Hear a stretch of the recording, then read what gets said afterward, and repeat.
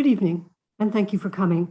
I'm Michelle O'Malley. I'm Professor Emerita at the Warburg now, and I'm delighted to be presenting this curatorial conversation on the Carlo Crivelli show in Birmingham.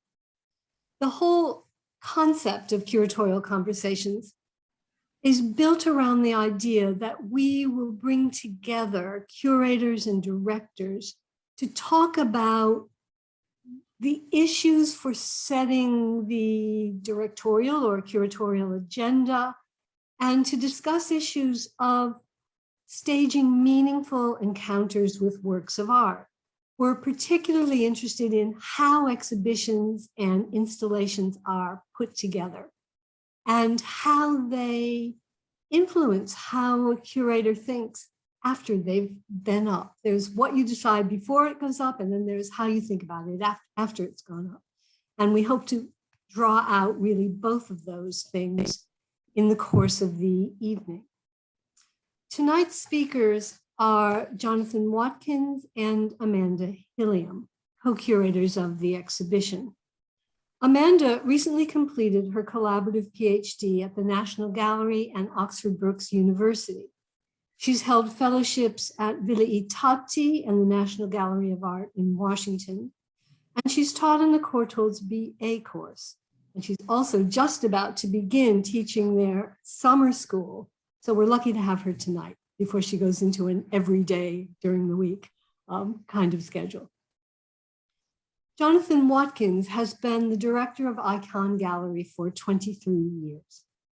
He's been lauded for introducing exhibitions of past art at the gallery, arguing for its contemporary relevance in a space that is normally devoted to up-to-the-minute installations and exhibitions. He, in his time at the gallery, has instigated an off-site program in a canal boat. And importantly, he's established the gallery's investment fund, which is crucial for its future programming. He's overseen numerous exhibitions at Ikon, and I'm not going to begin to list them, but I will also note that he's been guest curator at such venues as the Shanghai, Quebec City, and Venice Biennales. He's leaving the gallery this autumn to continue working on international art projects. Welcome to you both, and thank you very much for joining us this evening. We're going to start with a bit of a walk through Crivelli and the exhibition that Amanda will do, and then we will begin discussing the exhibition. We should be talking for about 45 or 50 minutes, and then we will open the floor to questions from you. I will start by sharing my screen and then turn it over to Amanda.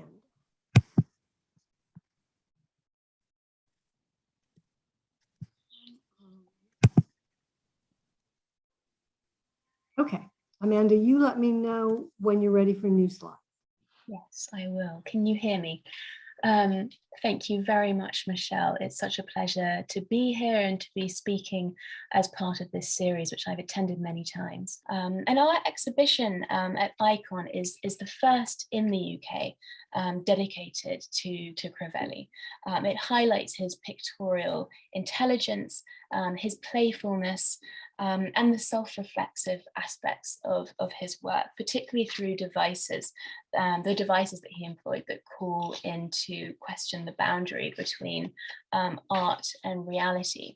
And the catalogue that we produced, as well as a conference that we organised, contextualises this pictorial play in the 15th century. But in the exhibition, we really want to encourage encounters with his work in the present, particularly new encounters. And the exhibition sets up this possibility. It's free, it's in Birmingham, and it's in the Contemporary Art Gallery. So what we're really hoping is that audiences who perhaps are not regulars at the National Gallery, but who are regulars at Ikon will stumble across this 15th century painter and notice that he was exploring similar interests to contemporary artists, particularly the nature of representation. There are no labels in the space. We've got QR codes linking to an exhibition guide. So we're really inviting viewers to look at Crivelli's work very closely. We're not imposing readings on the works. They're hung relatively low and they're given a lot of room on the wall, hopefully to facilitate encounters and to encourage close looking, which his astonishing attention to detail certainly merits. If we could move to the next slide, Michelle. It's a small exhibition. There are just 10 panels, but as Jonathan and I often have joked, a little Crivelli goes a long way.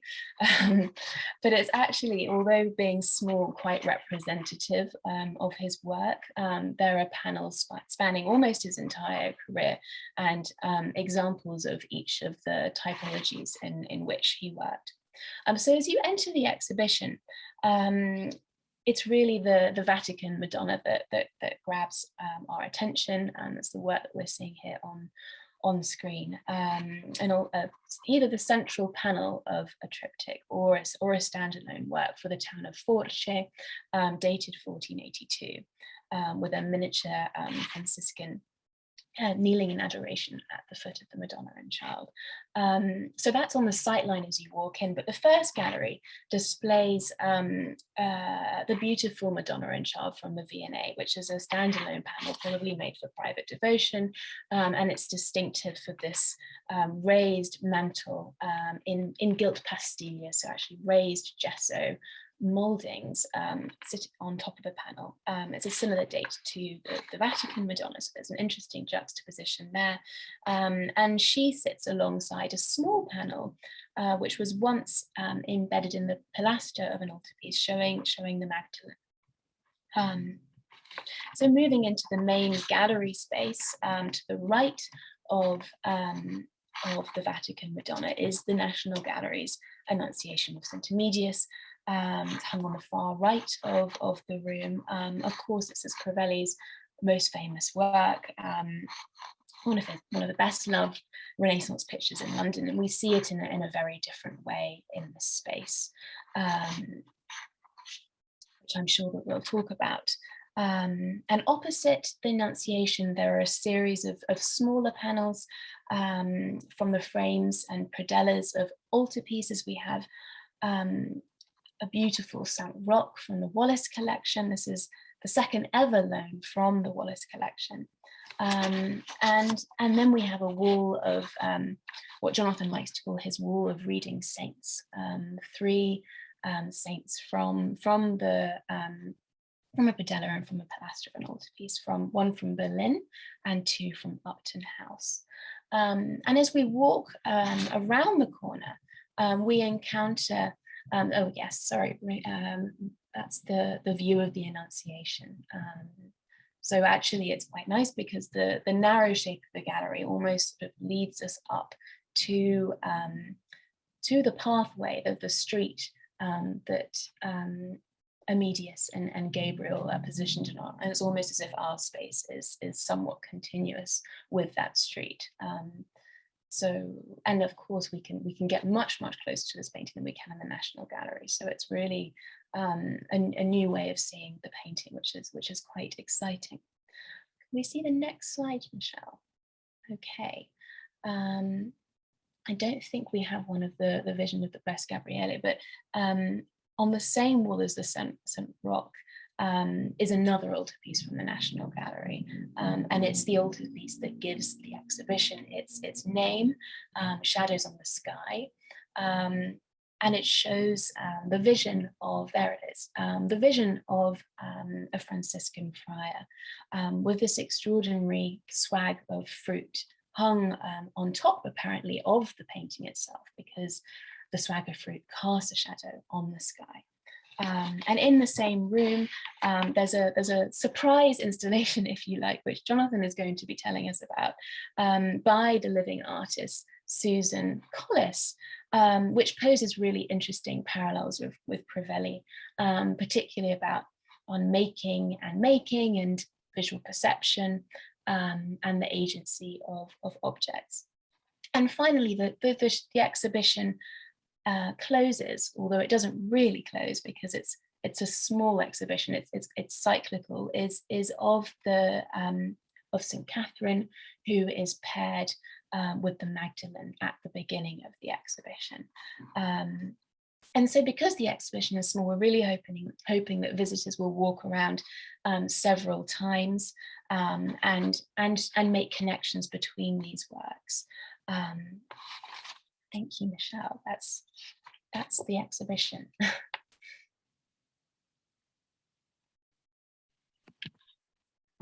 Thank you, Amanda. Sorry, having trouble unmuting. Thank you very much. I know that you are both huge promoters of Crivelli as a painter, and that is kind of the impetus that brought you together. A painter who has often been not only ignored over the years, but really given negative press by art historians for the way those pictures look. We'll come back to issues about the paintings individually, but I wanted to begin by talking about the exhibition qua exhibition. Jonathan, you in particular have spoken eloquently in the video that is on the Ikon website and in the catalog about your 40-year engagement with Crivelli, whom you started studying as a student. And you also have talked about how the Ampersand Foundation has given you the opportunity to mount the exhibition of your dreams. And I think that was actually what they were looking for. That was sort of the name of the award. And I wondered, how do you approach a show with that kind of longevity and import in your life, of an artist with that kind of longevity and import in your life? How did you go about it? Yeah, I didn't, certainly when I started looking at Crivelli, in my wildest dreams, I couldn't. I mean, if you said to me one day in Birmingham, you're going to make an exhibition by Carlo Crivelli, I probably wouldn't have believed you, or I'd be extremely surprised. If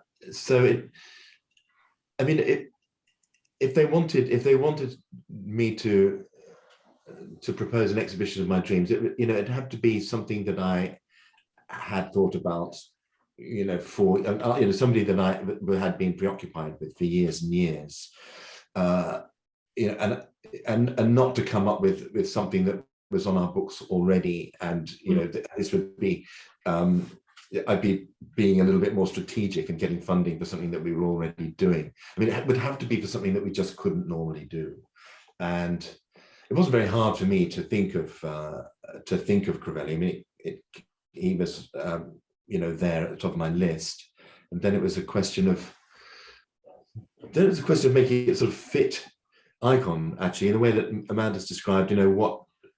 What would work well in the gallery, how feasible would it be? I very quickly started, even before I made the application to the Ampersand Foundation, I was in conversation with the National Gallery to see if there was a possibility of loans. I mean, it'd be no point me proposing this and everybody getting excited about it if the National Gallery said there wasn't a chance. Mm-hmm. I mean, the National Gallery's got such a great collection, and work that is key to the proposition of the show.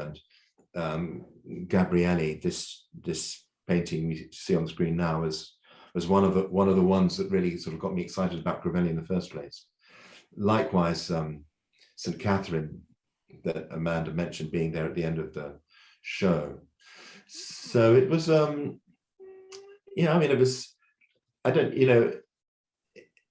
it's not as if it had to be now because, the zeitgeist was quite right. I mean, it was a very personal thing, and it's very gratifying to see such interest in it. And I'm extremely lucky that Amanda was just about to finish a PhD on Crivelli as I was proposing this, and then we got the award, and I wouldn't for a moment say that I was an expert on Crivelli. I mean, maybe I was once, but I mean, that was such a long time ago, and so much has happened since, and so many younger art historians have devoted, so much time and energy. So I've learned such a lot in the process of organizing the show, and I mean, I had the gallery and sort of curatorial expertise, but Amanda had the art historical wherewithal. I'm so fortunate. Can you say a bit about putting together the object list? I mean, I can see how you needed to have the National Gallery on board. Did you have any, must-haves to make the kind of points you wanted to make? Were there things you really wanted, but you really couldn't get? Yeah, there was one work in particular that we were sorry not to get, and that was the crucifixion from the Brera, and that would have been a very nice compliment to the Annunciation, because of the way he uses light, and then closes down. He creates pictorial space and then closes it down effectively. I mean, with the Annunciation, he's almost crossing it out, literally. Then with the crucifixion, you have a naturalistic sky that stops halfway up the painting and turns into a plane of gold, gold leaf. It's really, it's astonishing. So, I mean, I would have been very happy to have had that. Happier, I'm very happy now, but I'd be even happier. But St. Catherine, the Annunciation, and the Blessed Gabriele. I mean, those are the ones. If I couldn't have those, it wouldn't be such. It wouldn't be a show with the point that it has.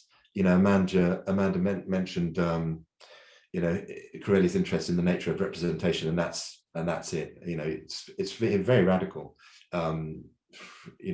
To my mind, and why I started looking at him all those years ago, in light of the fact, interestingly, that the National Gallery had there was a monograph on Crivelli by Martin Davies that was just so dismissive. You think, what the point of publishing this? Because it was if there's an epitome of damning somebody with faint praise, it's that small monograph by Martin Davies on Crivelli. And it's almost like a challenge. I mean, so much is interesting going on in the work, and you want to bring this artist. I was very concerned to bring this artist out of the margin. Well, let's turn now to the works and what it is that has interested you for all these years, and that you want to focus on, particularly in the exhibition. I thought we could start with Blessed Gabriele because, as you say, this work does give the name Shadows on the Sky to the exhibition. And I think it encapsulates many of the things both of you want to bring out and to highlight in this painter. So who wants to talk about this? I'll tell you why it interested me. I mean, there's so much going on in this work, and a lot happening that people don't quite understand. But the reason why I latched onto this was because of the Shadows on the Sky. I mean, there's no other work by Crivelli like that. He uses a swag of fruit, but not with the shadows in that way. And Amanda and I have discussed it. There's no precedent for this really, and it's like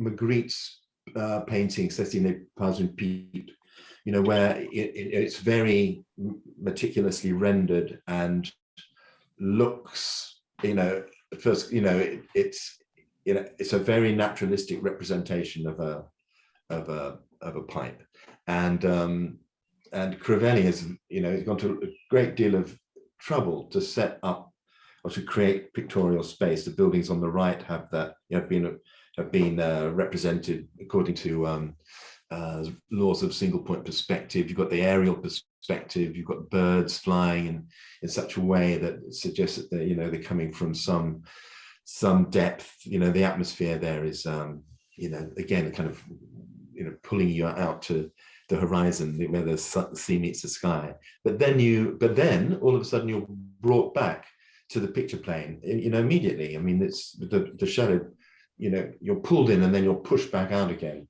with this rendering of the shadow in the same way. In the same way that Magritte does with Cécile Pazin-Pipe. This is not a pipe. This is not. I mean, he's basically saying this is not a sky. This is a painting of the sky. Mm. And it's he's very aware of the way other artists are working. He's being really smart. I think it's not that there's an idea that he is a late developer. He can't pull himself out of the late Gothic, and this painting makes it clear that he's a lot more complicated than that. Mm-hmm. Can I just add as well that there are so many things that are extraordinary about this painting, and the shadows on the sky, of course, but also scale more generally. So the fruits are, of course, scaled apparently to our reality, which makes them appear to have been placed there and that they are real fruits. But it's not just the fruits, it's also, if you look very closely, the trees behind Gabriele are miniature. So he's standing in front, he's kneeling in front of a miniature woodland. And then there's this very large tree that the goldfinch perches on, that comes out of this miniature woodland. And something that our visitors have been commenting on continuously is the oversized head of the other friar in the undergrowth, and why is it at scale? Why is it so large? And of course, because pictorial scale isn't following. Sorry, the scale of the painting isn't following pictorial rules. This calls into question the nature of the vision as well. So we're unsure about how to locate the mandala, the golden mandala in the sky. It's of a kind of unquantifiable scale, which of course is appropriate for the nature for the subject matter, which is it's a supernatural occurrence. This kind of thing is often talked about as trompe l'oeil, particularly the fruits. But you both talk in the catalog about how it's actually the opposite. It's untricking the eye in a way. And I thought you might like to just talk about a few other works of art that do this kind of thing. I don't recall seeing this in the V&A, I say to my shame, but in the gallery, you can get very close to it. It's a riveting work, and it has this flower attached with some kind of wax or something as it goes to the front of the painting. What I think is so interesting in this work is the combination of different types of attachment, I suppose. So while we have the carnation, which is a sort of painted attachment, we have the Madonna's mantle, which is a physical one.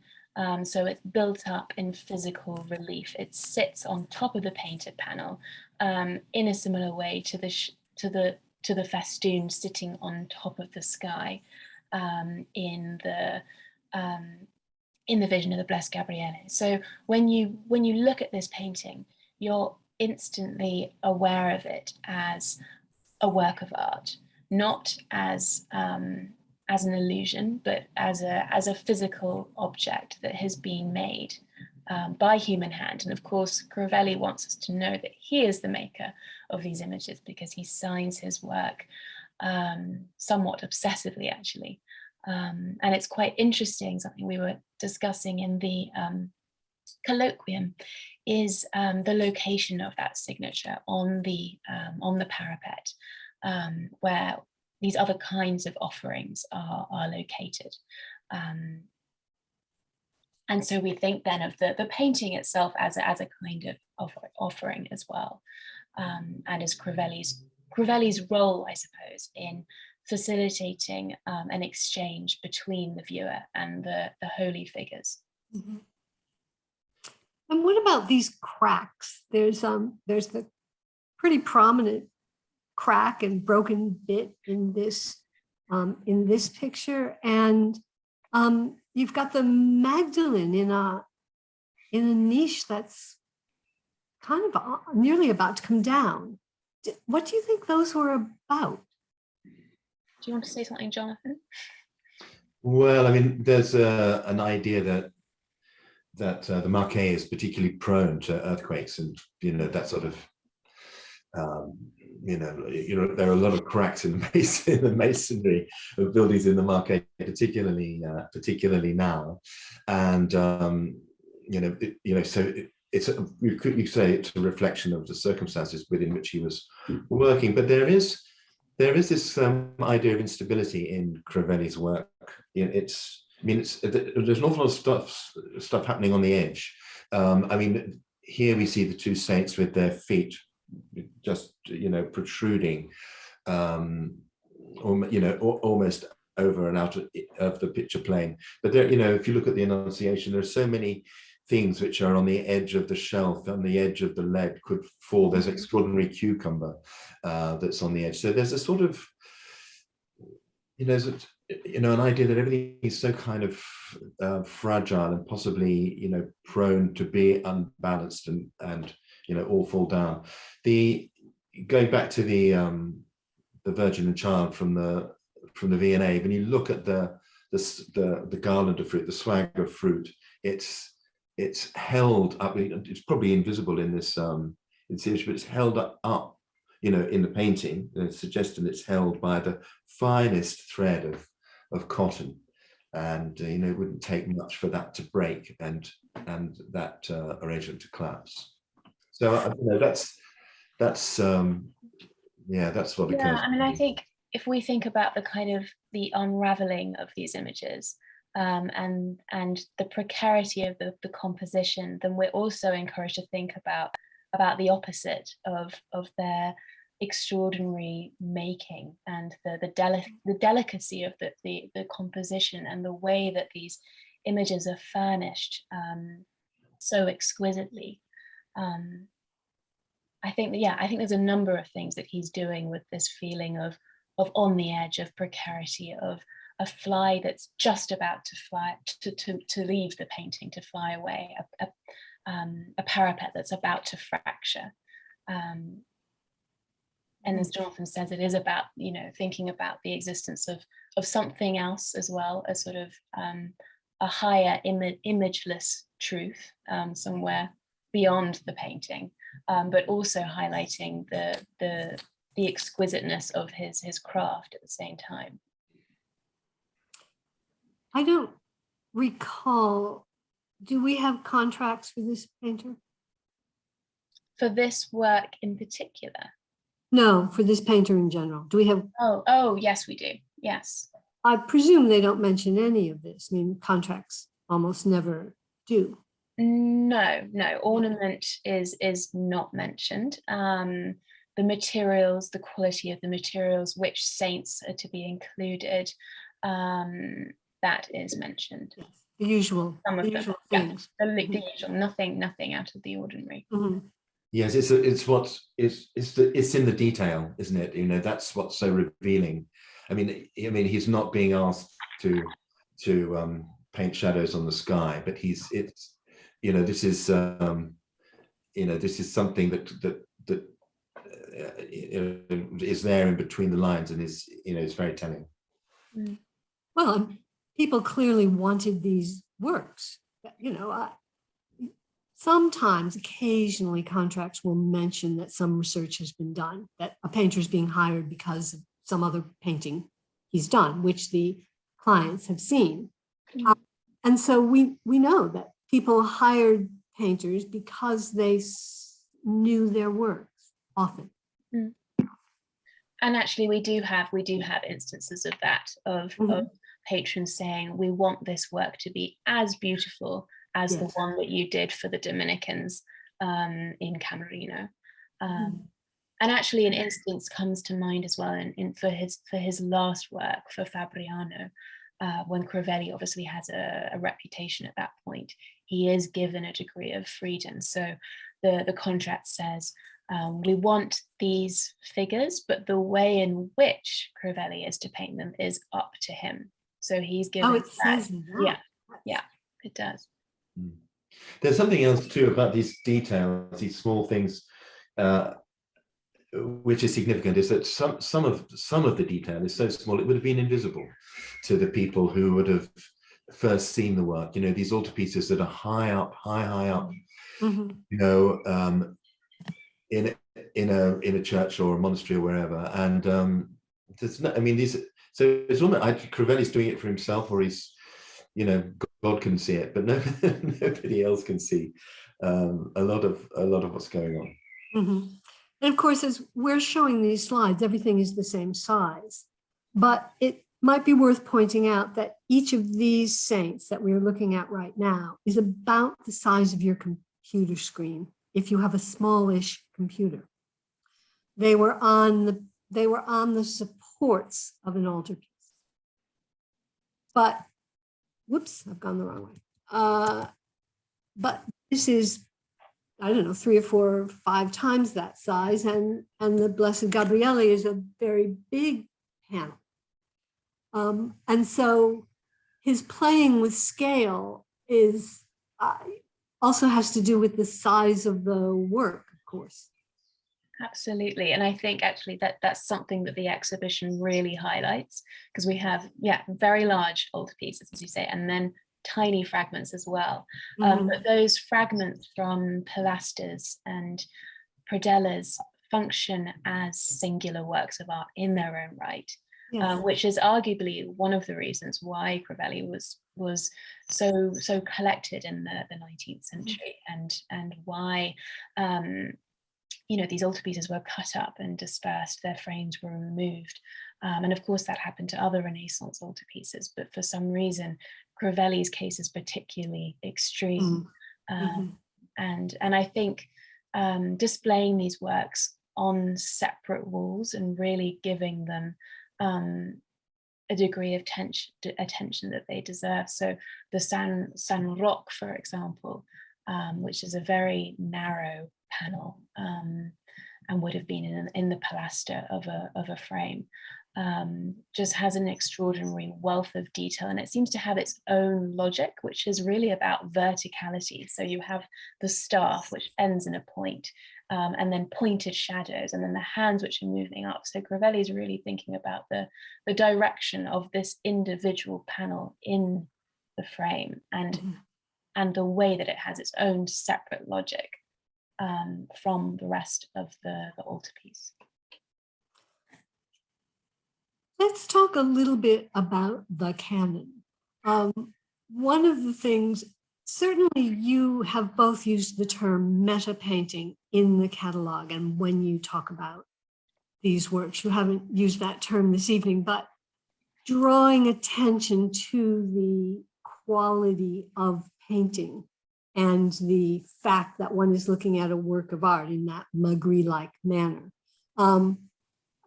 is a very 21st century kind of thing to do, to a certain extent, a way of talking about these pictures. But these pictures have had a bad press for a very long time. And I thought we might just look briefly at Berenson, who, as you can see, is saying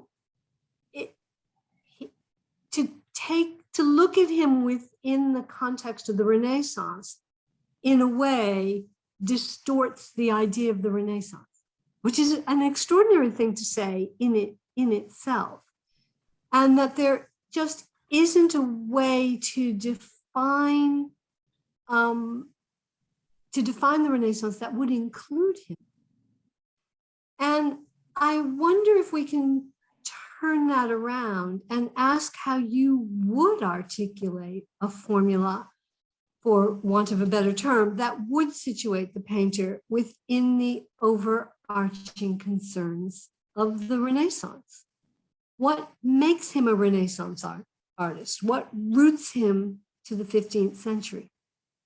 I mean, it's a very interesting quote, and it's become slightly notorious now in Crivelli studies. Every scholar who works on Crivelli says, you know, this is the formula. We need a formula that can include Carlo Crivelli, because he's clearly one of the major artists of the period. And just because he's working in a different way, you know, why we shouldn't exclude him for that. I think the fault lines in Berenson's thinking are contained in that quote. He discusses a movement of constant progress. So he's thinking obviously about a teleological development of art towards the naturalism of the High Renaissance. And any artist that is not part of that should be excluded. So of course, now we're, you know, in the field we've been working on thinking about the Renaissance, the plurality of the period, and, you know, multiple Renaissances happening in different times, and of course continuity between the Middle Ages and the Renaissance, not a sort of a clear separation. And we can also think in geographic terms as well. Is the Renaissance not just happening in Florence, but happening in other areas as well? So thinking of the Marche specifically, not as a cultural backwater as it was described, and not even just as a periphery to think of in relation to Venice, and I'm thinking, of course, of Stephen Campbell's work, but of a world in and of itself, with a distinctive combination of influences. And I think we can apply a similar approach to Crivelli as well. Of course, he was an itinerant painter, and so we see a sort of an interesting combination of influences in his work. Thomas Golson's actually described this as bricolage, his approach to pictorial composition as bricolage, as sort of picking and choosing, and a kind of an assemblage. And if we think of that as a kind of unique assemblage, a unique combination of influences. So rather than think of a Renaissance painting as a picture that combines perspective with an interest in antiquity, we can think of those sort of devices as optional and as part of a larger toolkit of options that was available, of different options that were available to painters at the time, along with devices that had existed for hundreds of years, such as gold leaf and pastilla. So Crivelli is fully aware of all of the options that were available at the time, whether they were devices that had existed for a long time or ones that had been invented fairly recently. And he uses them in a way to serve his own artistic agenda, and of course the devotional needs of his audiences. And so, Michelle, you mentioned meta painting, and so I think this awareness of making and the painting as a kind of meta pictorial object is certainly a Renaissance concern, and it's one that was particularly prominent in Padua. I think we've got a painting on the next slide by Giorgio Schiavone, who was one of Crivelli's colleagues in Padua, in Squarcione's workshop. And of course, you can see a sort of a range of different interests here that are shared in Crivelli's work. There's a tiny little cartellino, I don't know if you can see that, with the artist's name inscribed, that is sort of positioned on the threshold of the painting as if it's been placed there. So again, there's that interest in surface and the addition of objects that seem to exist in our space. And of course, a sort of an idea of assemblage here of motifs drawn from Donatello, landscapes from Bellini, marble slabs, fruits that appear to be real. It's a kind of Paduan vocabulary and an approach to picture making that I think stays with Crivelli, and which we can think of certainly as being very Renaissance. Mhm. That idea of meta painting relates also to the idea of meta trompe l'oeil, which is something that we address in the catalogue. And it was Susie Gablick, in fact, back in the 60s or 70s, I think, who first coined the term. It refers particularly to Crivelli's use of objects in relief on his paintings. Now, we don't have much of that at Ikon. There's a little bit in the V&A Madonna, but there's work too fragile to travel. For example, the Demidov altarpiece at the National Gallery, which is part of the complementary exhibition, the special collections display that Amanda mentioned. And Sorry, I thought I had it. And what We have a detail with Thomas Aquinas, I think. Yeah, that's right. A little detail that nobody could have seen. Wow.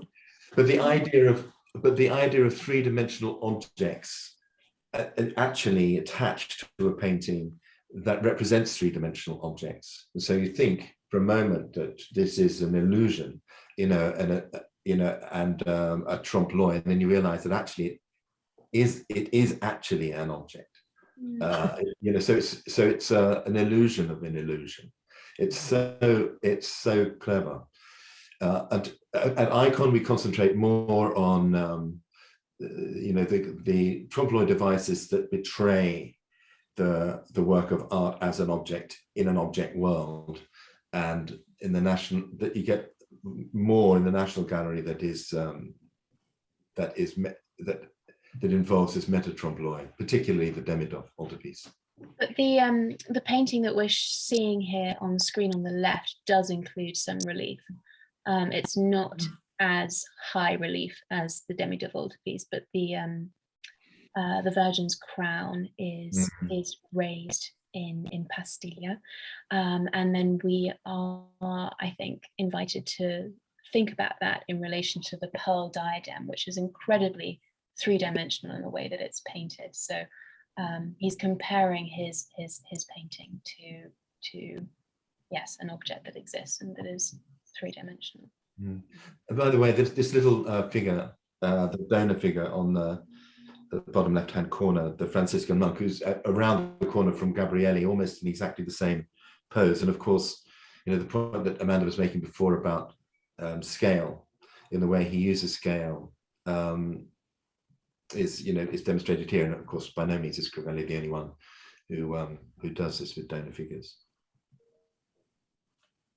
Yes, I mean, Botticelli, as his career goes on, uses scale in an interesting way, and we need only think of the picture at the Courtauld. Well, it's not a crucifixion; it's the Trinity with Saints John and Magdalene, and scale is a big issue with that. Mm-hmm.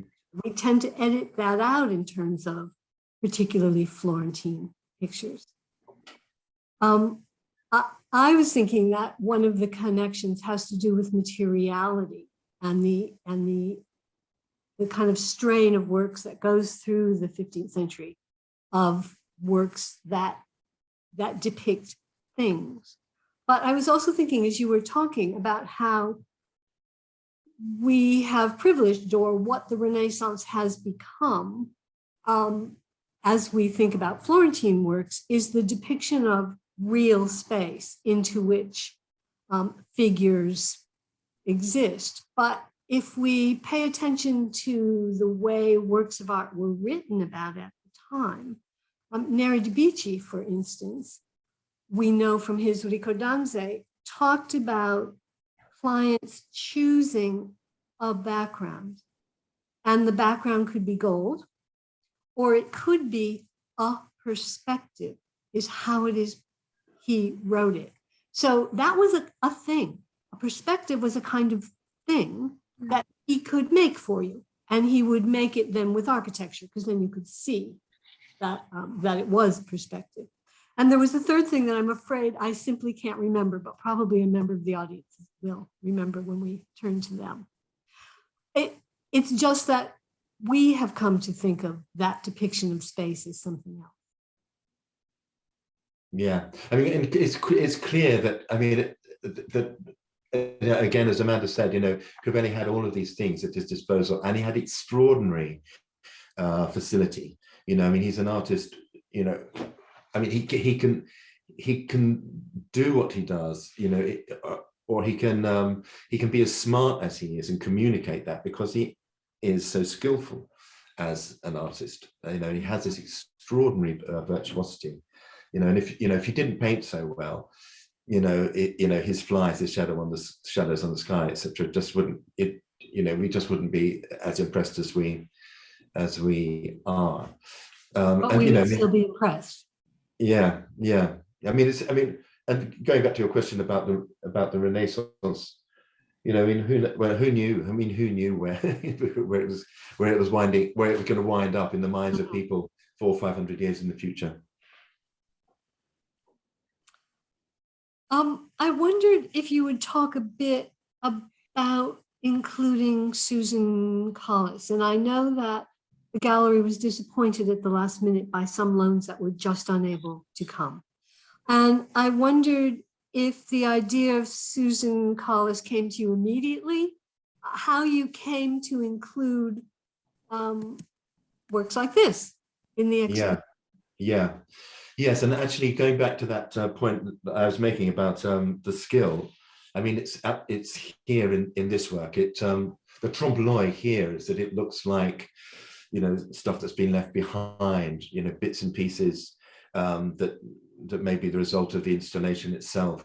It's not until you look more closely, for example, at this pair of overalls, that you realize that that's not paint that's been splattered over the sleeve or, you know, elsewhere, but it's actually very, very fine embroidery. And you know, what looks like a piece of I don't know, like a panel that's been ripped out of a wall or something like that, or a floor, is actually sculpted very carefully. And the materials, the kind of wood that she's used is, you know, it's very expensive and exotic wood. And what, you know, and the paint is, you know, the pigment is some sort of precious material.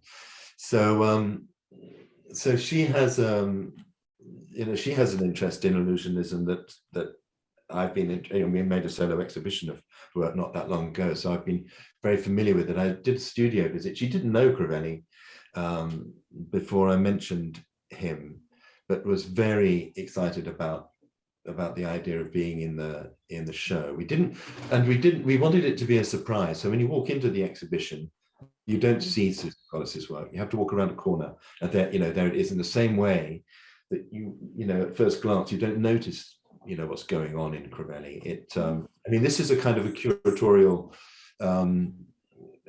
conceit, if you like, and we don't even advertise the fact that Susan Collis is in the show. No.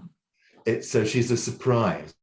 And can I just say as well that the trompe l'oeil of Susan Collis is actually working, you know, because at the opening I had one of a curator colleagues sort of take me to one side and say rather sheepishly, have you finished installing? You know, because there are objects. So people are, you know, the trick is actually working. And one of the, an aspect of the installation is also a crack that moves from the top of the wall right to the bottom. So a crack just like the ones that Crivelli was painting. And I have to admit that I almost believed that was a real crack. Painted crack. Well, it's a painted crack, but I thought it might have been real, and that would have been particularly funny because it's on the same wall that the Vatican painting is displayed. And of course, during the installation, Jonathan will remember we had a long conversation with a conservator at the Vatican about what the physical wall was made out of, because that painting is particularly heavy, and whether or not the nails were long enough. So that joke was quite funny. But no, there are some really interesting parallels between Collis and Crivelli. I mean, Crivelli, I think, was thinking about the difference between the richness of materials and and a kind of pictorial evocation of richness, and the difference between those things, as well as, of course, unmaking and making, as well as we've been discussing with the kind of composedness of his paintings. He wants us to think about composition, so we are led to think about process as well. Yeah, there's the fact that Susan Collis is using these precious materials. I mean, for example, here on the broom, I mean, you see the broom handle and what looks like a blob of paint on the brush. I mean, that is actually an opal, and I mean, what looks like splatters of paint are actually inlaid jewels. I mean, black diamonds, rubies, mother of pearl, etc. And so a reviewer made the nice comment, you know, that Crivelli, you know, paints jewels, uses paint to look like jewels, and Susan Collis uses jewels to look like paint. There would have been a very nice if only we could bring him back.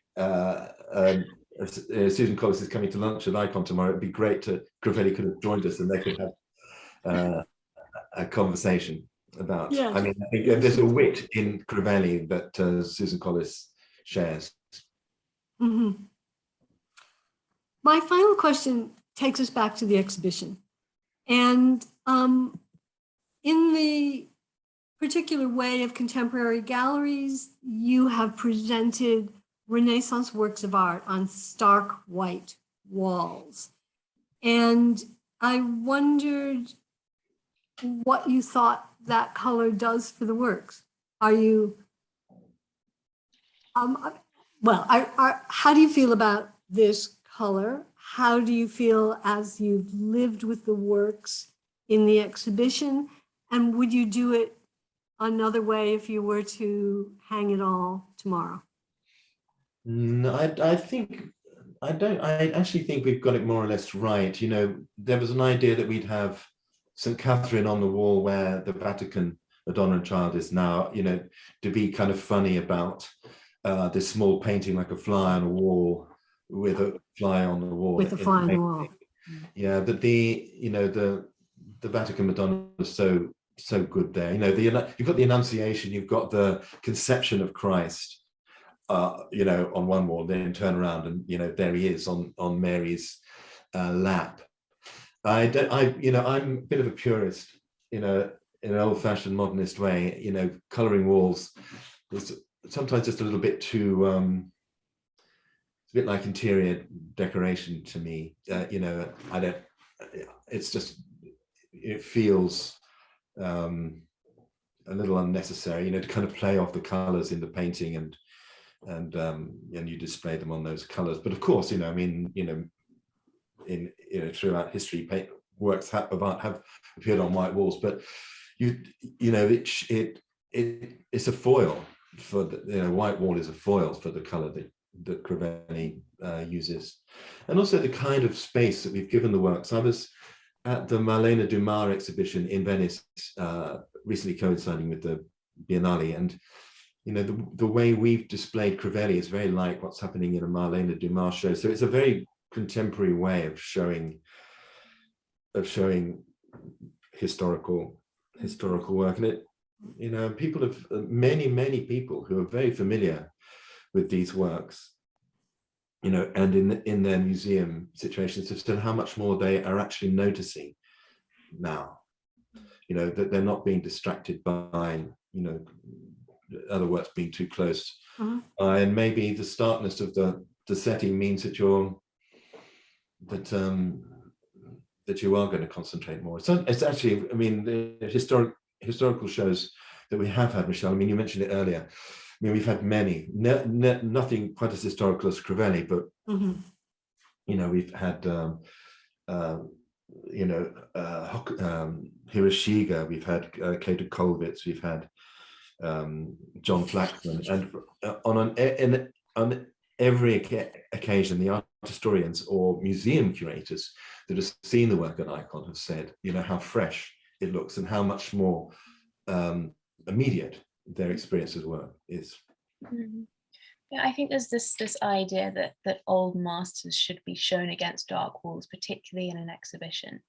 And actually the Crivellis at the Brera in Milan are shown against very, very deep, dark blue walls, which does do something for them. I suppose it creates a kind of a focus on the luminosity of Crivelli's paintings. But I think, as Jonathan says, people have really responded very positively to seeing these works in a kind of, white cube. And I think there's something about the juxtaposition between old and new, which is quite startling, but also refreshing, because I don't know about you, but I feel that it somewhat sort of dismantles the old master aura. You go to an exhibition of 15th century art and you're expecting to have dare I say it, a very highbrow, rarefied experience. You're going to read a label, you're going to be told what to think by a curator in this kind of rarefied space. And I think these white walls are sort of very there's an openness to it, which means that we're thinking more about our encounter with these works in the present, and we're not telling visitors how to think or how to behave. And of course, on a purely visual level, as Jonathan says, the works really kind of glow. They really speak to us. They're kind of the metapictorial mechanisms that we've been discussing can sort of perform in a certain way as well. Thank you both. It's been lovely to have you with us tonight. It's been very nice to be able to have this evening with Amanda and Jonathan. Let us thank them in the usual manner by clapping online. And now we will say good night from Florence, good night from London, and good night from Birmingham. Thank you for coming. Thank you. Good night.